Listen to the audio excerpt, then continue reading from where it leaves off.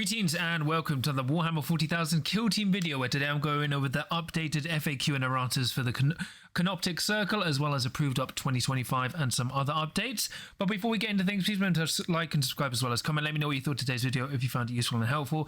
Remember, I've got a Discord you can check out for free in the episode description below, an affiliate link at Lemon Games, an affiliate link discount code at Crossfire Games, and a Patreon if you want to give me some more support. But yeah, let's get on with today's video. So if you weren't aware, I'm probably an egg right now, but it's because I'm tired after work. So I'm just going to go over the app because it updated. So I'm going to cover some FAQs from about 2 weeks ago, as well as the brand new approved ops 2025 tournament companion, as well as some new erratas and FAQs. So let's get into it. So you might have to manually update your app, but if you can and you have updated your app, you can see the new approved ops 2025 tournament companion. So this has been updated for approved ops because the new one's just dropped. So once again, it goes over recommended terrain layouts. So the biggest thing here is, I'll read out this part. The maps in Approved Ops 2025 may not directly correlate to an exact measurement of terrain. So it's at your discretion as an organizer to make decisions about these placements. So this is basically where tournament organizers generally have been placing the terrain as the outline represents a complete edge of the terrain. But some people have been playing it as when you set up the terrain, the outline on the maps is referring the actual footprint, not the edge of the terrain. So instead of just telling us how we set this up, they've just gone like, it's all vibes based, everyone. Just relax, which is really great guidance when you're looking at a tournament companion app. But then also it's got the crit up selection guide, so they recommend groups of missions. So once again, it's still secure loot and transmission, but now they go orb, always orbing. I'm orbing right now. Energy cells and download, and then state claim, data and reboot, which is nice, or as some people like to say, data. Oh yes, I'm so eloquent. Then once again, we've got no change on pairings, rankings and rulings, going over why draws are important, tiebreakers aren't really needed, and then you've got win path, like how you rank first, second and third, how you pair people, how you rank people, and rulings. So nothing new here. Then we've got the classified format, so once again, basically rotation. So currently no teams are classified at the moment, well, like declassified, but they have now officially clarified that after the World Championships of Warhammer in November 2025, the Octera season teams will no longer be classified. So we've got a nice clarification there. And as you can see with classified rotation, they've now updated it to include all the Vulcus kill teams and now 2 of the Tomb World season kill teams. And, you know, they still go on that all things will be balanced and updated. So just nice more confirmations there, which is really good. Now, we've got some choral updates. This is from August, so I'll just go over it now. So first we have ceilings. So this is added to kill zone terrain types. Operatives with a round base of 50 mil or less, or an oval base of 60 times 35 mils, can move underneath ceiling terrain regardless of the operative's height, which takes precedence over the terrain and movement rules.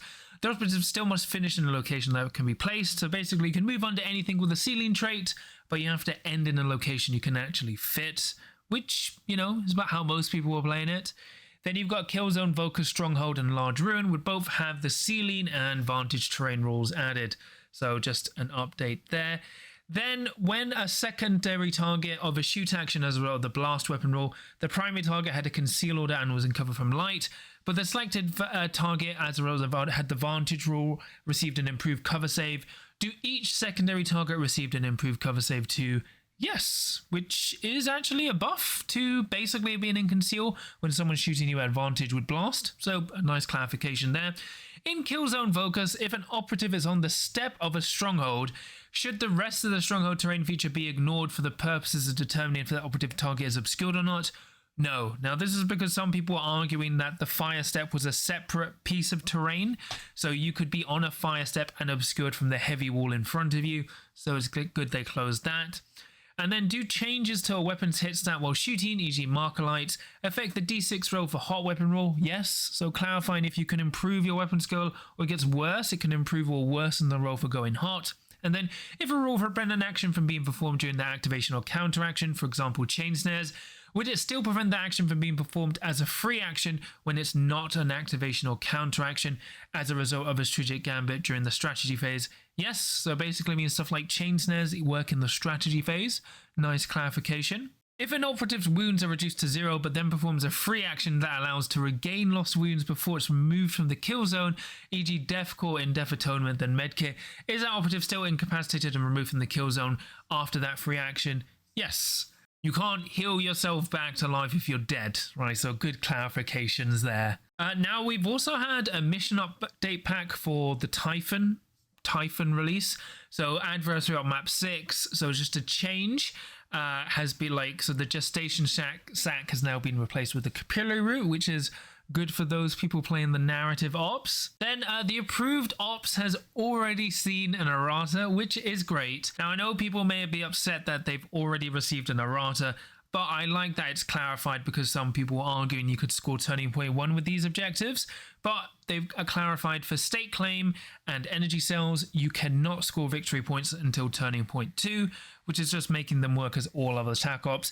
Yes, they should have been caught before it went to print, but it's fine, don't worry about it. The funniest thing is, Beta Decimate map 5, still broken. I love it, amazing, amazing. And then this just also showed that app was new in my app, so I'm just covering it here. So for the Portable Barricade move action, after it moves, set up the Portable Barricade so it's connected again, but the Portable Barricade cannot be set up within 2 inches of other equipment, terrain features, access points, or accessible terrain. If this is not portable, the Portable Barricade is not set up again. So if something crazy happens like that, the Portable Barricade is gone. So just stop messing around with the Portable Barricade. Canoptek Circle have seen some updates, which generally is all just clarifications. So for the Sacrificial Thrall ploy, select one other friendly Canoptek Circle operative, and then additional text added to if it's a shoot action, the other operatives only in cover and obscured if the original target was. So this is a Get Down Mr. President. This is just making it synergize as all other ploys. Then Macrosite Warrior Expendable Construct has been updated to match other expendable rules. So it says it's also ignored for victory conditions, and scoring victory points either requires operatives to escape, survive, or be incapacitated by enemy operatives. Then for the Macrosite Reanimator, that has all just been synergized to work as other medic rules. So for example, you cannot be activated for or incapacitated for the remainder of the action, and then it doesn't work if the medic is also a primary or secondary target for a shooting attack. So if it becomes a target of a blast or torrent, it can't be used to reanimate someone.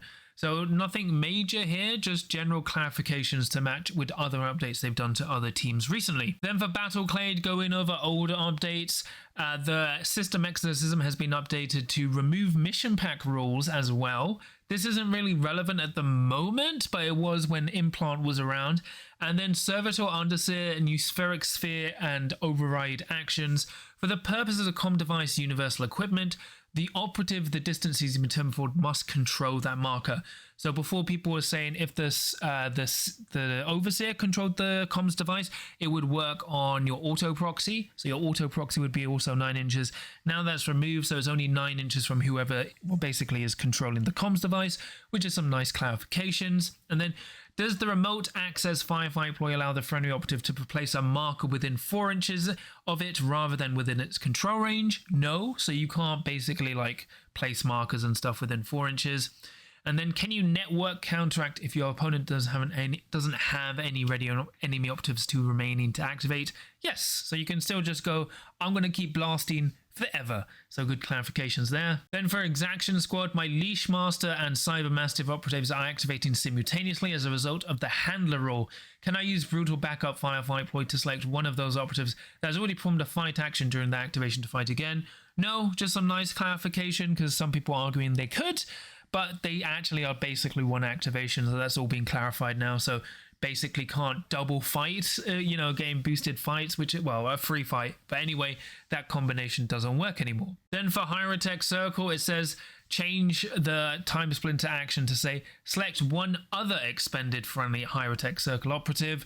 So you have to select different operatives, so you can't effectively select yourself. But otherwise, no real change there. Then for Raveners, for Burrow action, an operative cannot perform this action while carrying a marker, or if it's either underground or on your tunnel. So basically, if you want to do on the Burrow, you have to be either underground or on your tunnel markers.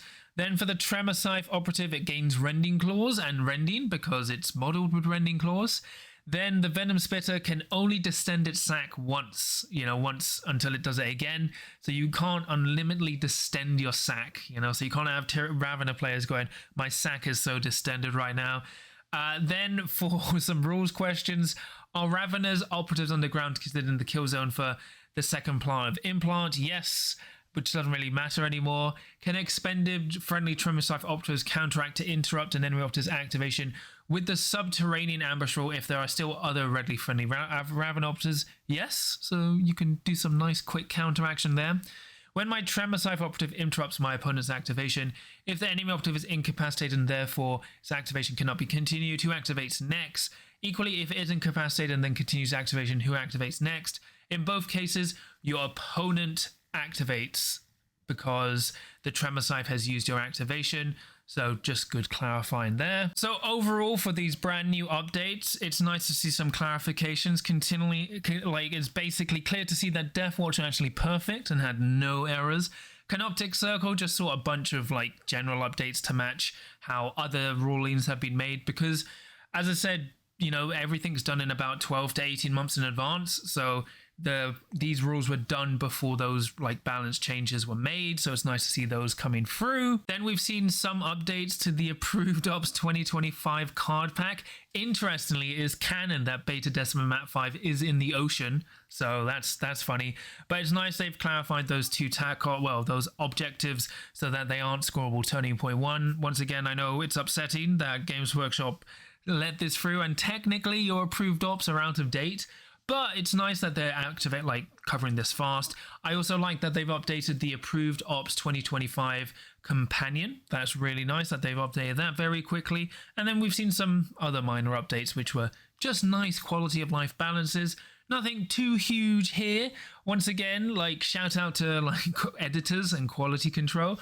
But, a lot of it, once again, is outside of their control, because all of these changes would have been done after these teams went to print when it comes to balance changes. But it's really good we get these updated when they go to print, because before last edition we had to wait 3 months or whenever the next FAQ was dropped, was due. So this is a welcome change. So overall it's all pretty good.